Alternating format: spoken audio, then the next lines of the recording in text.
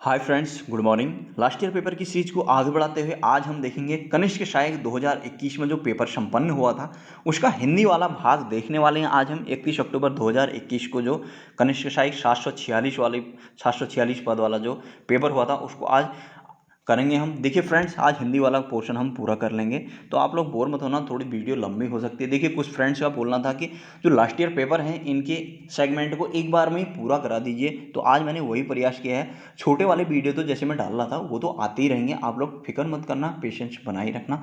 तो थोड़ा अगर डीप में चले जाएंगे तो देखिए क्या होता है ना, समझाते समझाते डीप में चले जाएंगे तो थोड़ा लंबा हो जाएगा, तो वैसे मैं जल्दी जल्दी कराने की कोशिश करूँगा। आप लोग बोर मत होना। आगे बढ़ जाते हैं, देखते हैं पहला क्वेश्चन। निम्नलिखित में से विसर्ग संधि का उदाहरण है।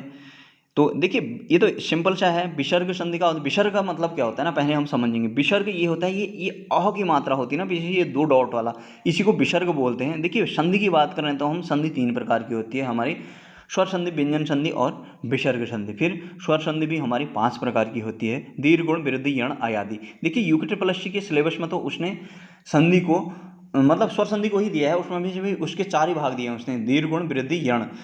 लेकिन हम पूरा देखते हुए चलेंगे, रैंडम देखेंगे। अगर आप लोगों को संधि देखना होगा तो मैं पूरा डिटेल में पढ़ा दूंगा उसको भी। यहाँ पर इन्हें विसर्ग संधि का उदाहरण दिया है। विसर्ग संधि की, ये विसर्ग से ही इसकी पहचान हो जाती है। तो इसका राइट आंसर हो जाएगा, विसर्ग वाला एक ही ऑप्शन है यहाँ, तो इसका राइट आंसर हो जाएगा सी, मनोधन ताप, मनस्ताप हो जाता है यहाँ पर। आगे बढ़ जाते हैं, नेक्स्ट क्वेश्चन देखते हैं। निम्नलिखित में से उच्छिप्त व्यंजन क्या होता है। देखिए फ्रेंड, उच्छिप्त व्यंजन क्या होते हैं ना, इनको धुगण व्यंजन भी बोलते हैं। ये ढौ ढौ वाले होते हैं। इसका राइट आंसर हो जाएगा ऑप्शन वी। तो इसको उच्छिप्त व्यंजन भी उच्छिप्त व्यंजन को द्विगुण व्यंजन भी बोलते हैं। ध्यान रखना, देखिए आपको वर्णमाला अगर कंप्लीट करनी होगी, अगर समझना होगा तो वो भी मैं डिटेल में पढ़ा दूंगा, इसके फैक्ट वगैरह आपको बता दूंगा पूरे। आगे बढ़ जाते हैं हम अगले क्वेश्चन में। मैं खाना खाकर सो गया, इस वाक्य में खाकर किस प्रकार की क्रिया है। देखिए फ्रेंड्स, इसमें क्रिया पूछी है, इसका राइट आंसर हो जाएगा पूर्वकालिक क्रिया। देखिए अब होता क्या है ना, पूर्वकालिक क्रिया की पहचान क्या होती है। पूर्वकालिक क्रिया क्या होती है, यहाँ पर क्या होता है, एक क्रिया समाप्त होने के बाद तुरंत दूसरी क्रिया होती है। जैसे इसके मैं आपको दूसरे एग्जांपल बताऊं तो जैसे मैं उठकर पढ़ता हूँ या मैं पढ़कर उठता हूँ, इस प्रकार से खाकर सोता हूँ, नहाकर धोता हूँ, इस प्रकार से एक क्रिया समाप्त होने के बाद दूसरी क्रिया प्रारंभ हो जाती है, तो वहाँ पर क्या पूर्वकालिक क्रिया आती है। तो यहाँ पर खाकर, नहाकर, धोकर, इस प्रकार से जहाँ पर आएंगे तो वहाँ पर समझ लेना कि उसकी ट्रिक ये समझ लीजिए कि वो क्या होगी, पूर्वकालिक क्रिया होगी। देखिए फ्रेंड्स, ये यहाँ पर जो क्रिया है ना, ये शब्द का भाग है। शब्द में भी विकारी शब्द होते हैं ना, व्याकरण के आधार। देखिए हम देखेंगे, अगर शब्द की बात करेंगे ना, देखिए फ्रेंड, अगर हम हिंदी ग्रामर की ओवरऑल बात करें तो स्टार्टिंग हम करेंगे तो कहाँ से करेंगे, इसकी मूलभूत इकाई जो होती है ना, वो हम अगर मौखिक रूप से देखें तो क्या होती है, ध्वनि होती है। और लिखित रूप से देखेंगे तो हमारे वर्ण होते हैं, मतलब हाँ वर्ण होते हैं। वर्ण से मिलकर फिर शब्द बनते हैं, शब्द से मिलकर वाक्य बनते हैं, वाक्य से मिलकर फिर भाषा बन जाती है। फिर अगर हम बात करें कि जो शब्द होते हैं, शब्द रचना, देखिए शब्द को पढ़ेंगे तो हम शब्द रचना पढ़ते हैं और शब्द भेद पढ़ते हैं। शब्द रचना का मतलब क्या हुआ, शब्द बने किन से हैं, कैसे बने हैं शब्द, शब्दों का निर्माण कैसे होता है, तो वो संज्ञा हमारे संधि, समास, उपसर्ग, प्रत्यय से मिलकर बनता है शब्द। और उससे शब्द भेद मतलब शब्द के प्रकार कितने होते हैं, हम 4 प्रकार से पढ़ते हैं। अर्थ, रचना, स्रोत, व्याकरण के आधार पर शब्द। फिर व्याकरण के आधार पर शब्द जो होता है वो भी हमारा फर्दर कैटेगराइज हो जाता है विकारी और अभिकारी शब्द में। फिर विकारी और अभिकारी शब्द जो होते हैं ना, वो भी फर्दर कैटेगराइज हो जाते हैं। विकारी शब्द भी 4 होते हैं, अभिकारी शब्द भी 4 होते हैं। विकारी शब्द के अंदर आ जाता है संज्ञा, सर्वनाम, विशेषण, क्रिया, जो ये क्रिया की बात कर रहे हैं विकारी शब्द के अंदर आता है। और जो अभिकारी शब्द के अंदर आते हैं क्रिया, विशेषण, संबंध, समुच्चय, विस्मयादि बोधक, ये 4 प्रकार के शब्द वहाँ होते हैं। और फिर उसके बाद ये विकारी और अभिकारी होता क्या है, अंतर क्या होता है। फिर विकारी का मतलब क्या हुआ ना, विकारी का मतलब विकार से मिलकर बना है, तो विकार का मतलब क्या होता है, चेंज, मतलब परिवर्तन होना। मतलब वे शब्द जो लिंग, वचन, कारक आदि के साथ परिवर्तित हो जाते हैं तो वो क्या होते हैं, हमारे विकारी शब्द होते हैं। और वे शब्द जो लिंग, वचन, कारक, काल आदि के साथ परिवर्तित नहीं होते हैं, वे अभिकारी शब्द होते हैं। अगर डिटेल में अगर आपको पढ़ना होगा तो मुझे बताना, मैं वहाँ बता दूंगा। थोड़ा बहुत आप लोगों के यहाँ पर समझ में आ गया होगा। ये हम बात हो रही है यहाँ पर शब्द की, तो ये हमने जो क्रिया थी जो विकारी शब्द के अंतर्गत आती है, तो हमने देखी है पूर्वकालिक क्रिया। ये क्रिया भी ना सकर्मक, अकर्मक क्रिया, इस प्रकार से काफ़ी क्रियाएं होती हैं, तो आपको पूरी डिटेल में बता दूंगा। आपको अगर ये डिस्क्रिप्टिव वे में पढ़ना होगा तो वो भी बता देना आप लोग। अनायास शब्द में प्रयुक्त उपसर्ग है। देखिए मैंने अभी रचना बोला था ना, शब्द रचना, मैंने क्या बोला था, शब्द रचना संधि समास उपसर्ग प्रत्यय से होती है शब्द रचना, समास तो फिलहाल सिलेबस में है नहीं। तो अब हम यहाँ पर अनायास, देखिए इसका ना यूज होगा ही होगा ये हिंदी ग्रामर में। आगे देख लेते हैं हम, अनायास शब्द में प्रयुक्त उपसर्ग कौन है। देखिए उपसर्ग का मतलब जो पहले लगेगा, और प्रत्यय का मतलब क्या होता है, जो बाद में लगता है। तो उपसर्ग अनायास में, इसका उपसर्ग जानने के लिए क्या करते हैं ना, किसी का भी उपसर्ग या प्रत्यय जानने के लिए शब्द को हम तोड़ देते हैं, वर्ण विन्यास करते हैं और उसमें से मूल शब्द जानते हैं और उसका उपसर्ग या प्रत्यय जानते हैं, हमें पता चल जाता है। तो इसका हमारा राइट आंसर हो जाएगा ऑप्शन सी। देखिए इसको हम तोड़ेंगे ना तो अ प्लस आधा नो प्लस आ प्लस फिर आधा यो प्लस आ प्लस सौ, आधा होगा वो भी हलंत। देखिए आधा आधा जो बोल रहा हूँ उनके नीचे हलंत लगे रहेगा, फिर अ करके होगा। तो यहाँ पर क्या होगा, देखिए जो जहाँ पर शब्द मिलते हैं ना, पहले शब्द का क्या होता है, आदि अंत वाला मतलब उनका सीक्वेंस होता है। अगर डिटेल में बताना होगा तो मैं बताऊंगा आप लोगों को, आदि अंत जुड़ते हैं इनके, है ना। तो इसका राइट आंसर हो जाएगा अन, मतलब अन अ न, उसके जिसके नीचे से हलंत लगा है वो वाला ऑप्शन होगा। देखिए अन इनने ये वाला भी दिया है बिना हलंत वाला, तो इसका राइट आंसर हो जाएगा सी। आगे बढ़ जाते हैं। मैं जानती हूँ कि राम बहुत सुंदर लड़का है, यह किस प्रकार का वाक्य है। देखिए फ्रेंड्स यहाँ पर वाक्य की बात हो रही है, तो ये वाक्य भी नहीं, ये है क्या, आश्रित उपवाक्य। इन्हें पूछा हुआ है। देखिए आश्रित उपवाक्य क्या होता है, आश्रित उपवाक्य हमारे 3 प्रकार के होते हैं, संज्ञा उपवाक्य, विशेषण उपवाक्य और क्रिया विशेषण उपवाक्य। तो इसका यहाँ पर राइट आंसर है हमारा संज्ञा उपवाक्य। देखिए फ्रेंड्स होता क्या है ना, जब हम वाक्य पढ़ते हैं तो वाक्य भेद भी 2 प्रकार का होता है हमारे, रचना के आधार पर और अर्थ के आधार पर।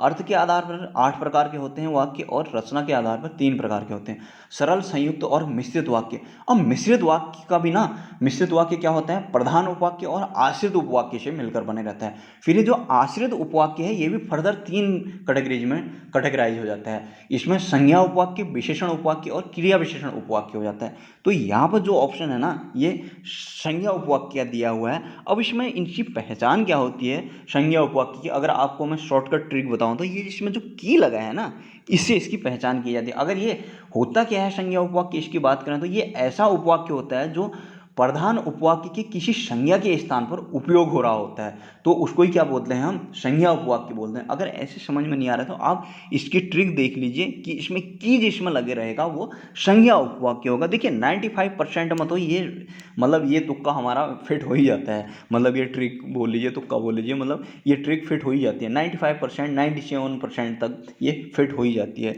जैसे ना अगर इस सपोज कोई हमें विशेषण उपवाक्य वाला कोई दिया रहता है तो उसकी ट्रिक हम जो, जिसने, जिसे, जहाँ, जिसने, इस प्रकार के आ रहे होते हैं यहाँ पर, तो वहाँ पर वो वाली ट्रिक देखते हैं। जैसे इसका मतलब क्या है ना, संज्ञा उपवाक्य का मतलब, संज्ञा उपवाक्य का मतलब क्या है कि ये जो ये संज्ञा है ना, इसका उपयोग यहाँ पर भी किया जा रहा है। जैसे देखिए बोलने वाला तो एक ही है ना, मैं जानती हूँ कि राम सुंदर लड़का है। मैं जानती हूँ, कोई बोल रही है ना, कोई लड़की है, मैं जानती हूँ, ये बोल रही है मैं जानती हूँ कि राम सुंदर लड़का है, कि जो लगाया है इसके बदले में कि राम सुंदर लड़का, ये के कौन बोल रहा है, ये वही लड़की तो बोल रही है। अब मैं जानती हूँ भी बोल रही है, वही बोल रही है, और कि राम सुंदर लड़का है भी तो वही बोल रही है। देखिए मैं आपको एक एग्जांपल और दूं, अगर ये टफ लग रहा है, एक सरल सा एग्जांपल बताता हूँ। जैसे हम लेंगे कि राम ने कहा कि मैं युद्ध नहीं करूँगा। देखिए राम ने कहा, यहाँ पर क्या संज्ञा क्या हो जाएगी, राम हो जाएगी। देखिए अगर हम संज्ञा की बात करें ना, संज्ञा भी हमारी मेनली हमारी 3 प्रकार की होती है, वैसे टोटल 5 प्रकार की होती है, जातिवाचक, व्यक्तिवाचक और भाववाचक। फिर उसके जातिवाचक को भी हम उनका फर्दर कैटेगराइज हो जाता है 2 भागों में। उसका क्या हो जाता है, धातुवाचक या उसको द्रव्यवाचक बोलते हैं, मटेरियल नाउन बोलते हैं उसको इंग्लिश में, और समूहवाचक। टोटल 5 प्रकार के होते हैं। अब यहाँ पर ना संज्ञा क्या है, राम अगर देखिए राम ने कहा कि मैं युद्ध नहीं लड़ूंगा। अब यहाँ पर राम ने कहा कि मैं युद्ध नहीं लड़ूंगा, तो ये जो मैं युद्ध नहीं करूंगा बोल रहा है ना, या मैं युद्ध नहीं लड़ूंगा, ये भी तो राम ही बोल रहे हैं ना, है ना। तो यहाँ पर जो ये राम जो बोल रहा है उसके बदले में कि जो आया है यही संज्ञा उपवाक्य है। देखिए फ्रेंड्स अगर डिस्क्रिप्टिव में पढ़ना होगा तो वहाँ मैं सारी चीज़ें खोल के बता दूंगा आप लोगों को, मुझे डिटेल में बता देना। तो इसका राइट आंसर हो जाएगा हमारा संज्ञा उपवाक्य। आशा करता हूँ आप लोगों को समझ में आ गया होगा। तो आगे बढ़ते हैं, नेक्स्ट क्वेश्चन देखते हैं, हिंदी लिटरेचर का है ये। महादेवी वर्मा कृत मतलब उनके द्वारा जो रचना की गई है, नीरजा किस विधा की रचना है, तो ये काव्य संग्रह है महादेवी वर्मा जी का। देखिए महादेवी वर्मा जी की जब हम बात करेंगे ना, तो हमारी ये छायावाद के जो राइटर हैं, हमारे 4 राइटर हैं सिलेबस में, पंत प्रसाद निराला और पंत प्रसाद निराला, महादेवी वर्मा, है ना हमारे। उनको जब हम हिंदी लिटरेचर वाले भाग में आएंगे तो हाँ पूरा डिटेल में आप लोगों को पढ़ाऊंगा। ये छायावाद वाले लगभग ये पूछे ही जाते हैं, पंत प्रसाद निराला महादेवी वर्मा में से पक्का कोई न कोई आई जाती है, तो यहाँ पे ये पूछा हुआ है। निम्नलिखित में से मिश्र वाक्य है। देखिए मिश्र वाक्य की बात हो रही है यहाँ पर। अभी मैंने बताया था ना कि सरल, संयुक्त, मिश्र वाक्य, वाक्य के 3 ये रचना के आधार पर सरल, संयुक्त और मिश्र वाक्य होते हैं। तो देखिए सरल वाक्य में क्या होता है ना, वहाँ पर देखिए वाक्य को अगर हम देखेंगे तो वाक्य के भी क्या, उसको अगर हम तोड़ेंगे तो उसमें क्या होता है, उद्देश्य और विधेय होता है। जो कर्ता होता है वो उद्देश्य होता है, रिमेनिंग पार्ट उसका विधेय होता है। देखिए सरल वाक्य में क्या होगा, एक कर्ता होगा, एक विधेय होगा, और जो हमारे फिर उसके बाद संयुक्त वाक्य आता है ना, उसमें वो योजकों के द्वारा जोड़ा रहता है, जैसे और या फिर तथा, इस प्रकार से जो उनको जोड़ने वाले होंगे उनके द्वारा जोड़ा जाता है। और जिसमें मैंने बताया कि जो मिश्रित वाक्य है इसमें आश्रित उपवाक्य होते हैं, प्रधान उपवाक्य के साथ आश्रित उपवाक्य जुड़े रहते हैं। तो देखिए आश्रित उपवाक्य भी एक से कई हो सकते हैं। तो यहाँ पर हमसे पूछा क्या गया है, मिश्र वाक्य कौन सा है, तो मिश्र वाक्य इसका राइट आंसर हो जाएगा ऑप्शन डी। मैंने एक घड़ी खरीदी जो बैटरी से चलती है। देखिए मैंने अभी थोड़ी देर पहले आप लोगों को बताया था, अगर यहाँ पर अगर इसमें ना मैंने घड़ी खरीदी, इसमें जो बैटरी से चलती है, इसमें जो आश्रित उपवाक्य है ना, ये जो बैटरी से चलती है ये आश्रित उपवाक्य है इसका। और कौन सा आश्रित उपवाक्य है, जैसे यहाँ पर हमने देखा था कि क्या संज्ञा आश्रित उपवाक्य का हमने आंसर देखा था ना, हमने क्वेश्चन देखा था कि संज्ञा आश्रित उपवाक्य है, तो यहाँ पर कौन सा उपवाक्य हो जाएगा हमारा, ये विशेषण उपवाक्य हो जाएगा। मैंने बताई थी ना ट्रिक, अगर की करके आएगा तो वो संज्ञा उपवाक्य होगा, अगर जो, जिसने, जिसको, जिनके आदि आएगा तो वहाँ पर क्या हो जाएगा, वो हमारा विशेषण उपवाक्य हो जाएगा। और उपवाक्य मतलब हमारा जो आश्रित उपवाक्य प्रधान उपवाक्य वाला सीक्वेंस किसमें बनता है, हमारा मिश्र वाक्य में बनता है। तो इसका राइट आंसर हो जाएगा डी। आशा करता हूँ आप लोगों के समझ में आ रहा होगा। देखिए फ्रेंड्स, ज़्यादा ही डीप हो रहा होगा तो बताना मुझे, मैं जल्दी जल्दी अगर करना होगा तो मैं ज़्यादा ही डीप चले जा रहा हूँ तो वो बता देना। अगर डिटेल में चाहिए होगी तो ये चीज़ें वो भी बताना। सरकारी अधिकारियों के मध्य ध्यानाकर्षण एवं स्पष्टीकरण हेतु सरकारी काम से व्यक्तिगत शैली में लिखे जाने वाले पत्र को बोलते हैं, ये है अर्ध सरकारी पत्र। इसको इंग्लिश में डेमी ऑफिशियल लेटर बोलते हैं। ये व्यक्तिगत शैली में प्रिय श्री महोदय, इस प्रकार से लिखे, प्रिय महोदय या प्रिय श्री महोदय करके लिखे जाते हैं।